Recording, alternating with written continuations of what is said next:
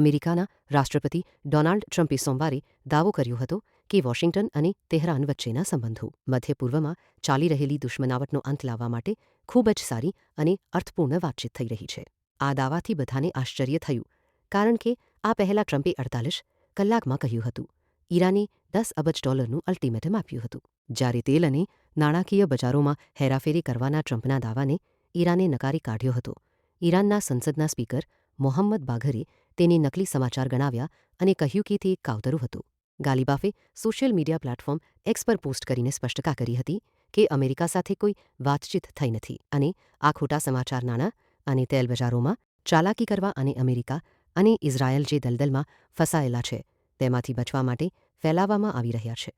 તેમણે વધુમાં કહ્યું કે ઈરાની લોકો હુમલાખોરો માટે સંપૂર્ણ અને દંડાત્મક સજાની માંગ કરે છે અને જ્યાં સુધી આ લક્ષ્ય પ્રાપ્ત ના થાય ત્યાં સુધી તમામ ઈરાની અધિકારીઓ, સુપ્રીમ લીડર અને લોકો સાથે એકતામાં ઊભા રહેશે.